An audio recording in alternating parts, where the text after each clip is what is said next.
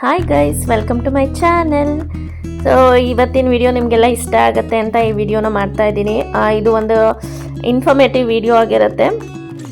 ನಾನು ಲಾಸ್ಟ್ ವಿಡಿಯೋದಲ್ಲಿ ಹೇಳಿದಾಗೆ ನಾನು ಮಲ್ಲೇಶ್ವರಂ ಶಾಪಿಂಗ್ ವ್ಲಾಗ್ ಹಾಕಿದ್ದೆ.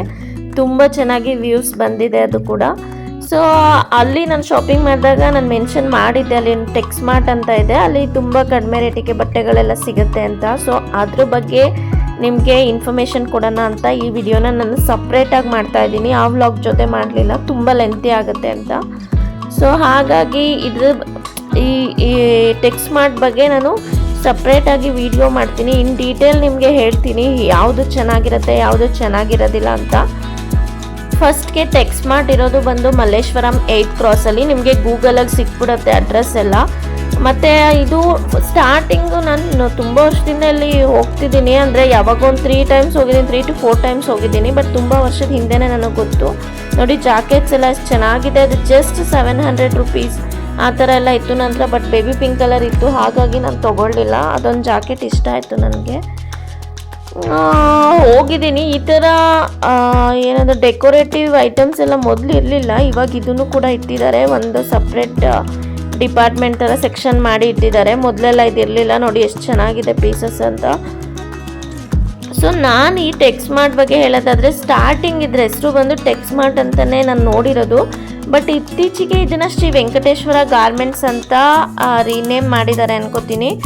ಈಗ ನಾನು ಈ ಸಲ ಹೋದಾಗ ಹೊರಗಡೆಯಿಂದ ಬೋರ್ಡ್ ನೋಡಿದಾಗಲೇ ನನಗೂ ಗೊತ್ತಾಗಿದ್ದು, ಮೇ ಬಿ ಟೆಕ್ಸ್ಮಾರ್ಟೇ ಅವ್ರದ್ದು ಇರ್ಬೋದು. ಆ ಥರ ಏನಾದ್ರು ಮರ್ಜ್ ಆಗಿದೆಯೇನೋ ಅಷ್ಟು ಐಡಿಯಾ ಇಲ್ಲ. ಬಟ್ ಪ್ರಾಡಕ್ಟ್ಸ್ ಎಲ್ಲ ಮಾತ್ರ ಅವಾಗ ಹೇಗಿತ್ತೋ ಹಾಗೇ ಇದೆ. ಕ್ಲಾತ್ಸ್ ಆಗಲಿ ಬೇರೆ ಥಿಂಗ್ಸ್ ಆಗಲಿ ಎಲ್ಲನೂ ಇಲ್ಲಿ ಎಲ್ಲರಿಗೂ ಸಿಗುತ್ತೆ. ಮೆನ್ಸ್, ವುಮೆನ್ಸ್, ಕಿಡ್ಸ್ ವೇರ್ ಮತ್ತು ಈ ಥರ ಹೌಸ್ ಹೋಲ್ಡ್ ಡೆಕೋರೇಟಿವ್ ಐಟಮ್ಸ್.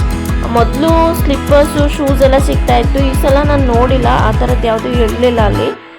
ಮತ್ತು night wear, tops, jeans, inner wears ಕೂಡ ಇದೆ. ಮೆನ್ನು ವುಮೆನ್ಗೆಲ್ಲ ಇದೆ. ನನಗೆ ಪರ್ಸ್ನಲಿ ಇಲ್ಲಿ ಕಿಡ್ಸ್ ವೇರ್ ಇಷ್ಟ ಆಗುತ್ತೆ, ಚೆನ್ನಾಗಿರುತ್ತೆ, ವರ್ತ್ ಪ್ರೈಸ್ ಅನಿಸುತ್ತೆ. ಸೊ ಹಾಗಾಗಿ ನಾನು ಜಾಸ್ತಿ ಇಲ್ಲಿ ಶಾಪಿಂಗ್ ಮಾಡೋದು ಕಿಡ್ಸ್ ವೇರ್. ನನ್ನ ಮಗಳು ಹುಟ್ಟಿದ ಮೇಲೆ ನಾನಿದು ಫಸ್ಟ್ ಟೈಮ್ ಹೋಗಿರೋದು ಅಲ್ಲಿಗೆ. ಸೊ ನನಗೆ ಚೆನ್ನಾಗಿ ಅನ್ನಿಸ್ತು. ಕುರ್ತಾ ಸೆಟ್ಸ್ ಎಲ್ಲ ಚೆನ್ನಾಗೇ ಸಿಕ್ತು ಕಡಿಮೆ ಪ್ರೈಸ್ಗೆ.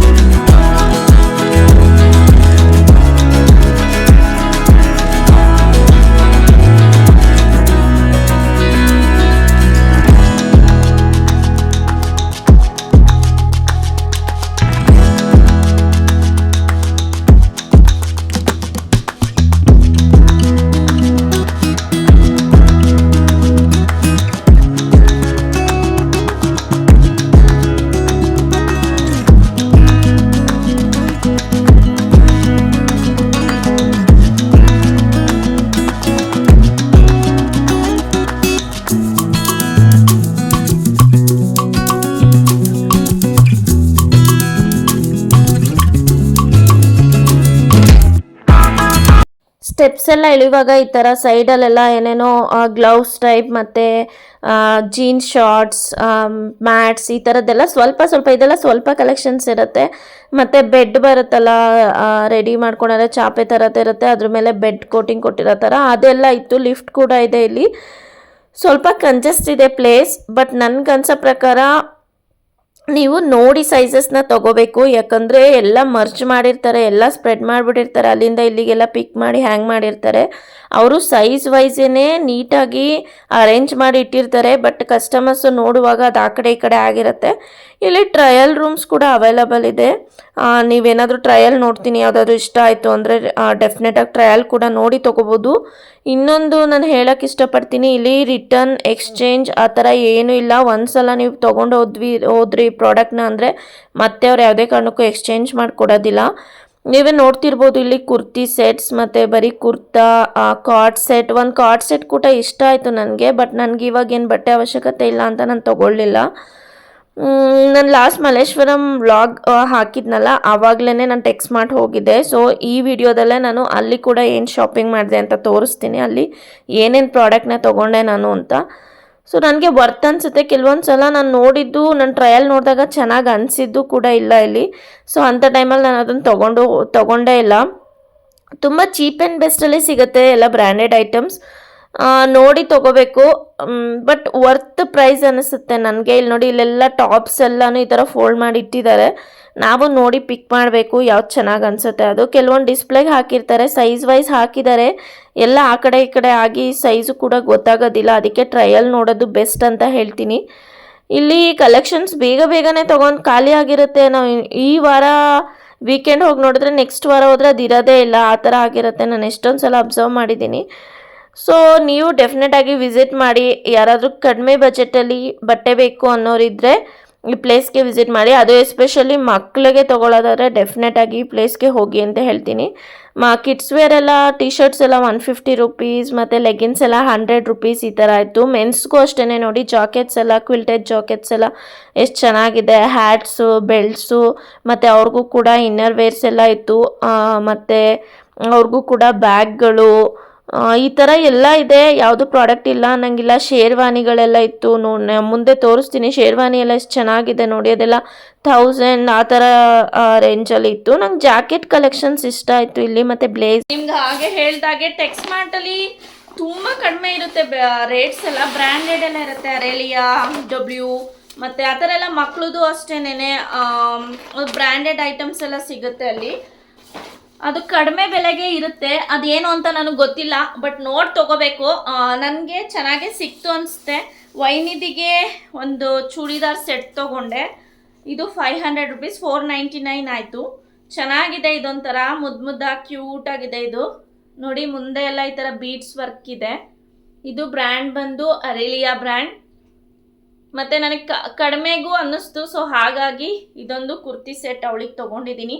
ಇದ್ರ ಜೊತೆಗೆ ಒಂದು ಇದೇನಂತಾರೆ, ಇದು ಶರಾರ ಸೆಟ್, ಶರಾರ ಪ್ಯಾಂಟ್. ಇದು ಶರಾರ ಪ್ಯಾಂಟ್ ಮತ್ತು ಇದು ಟಾಪ್.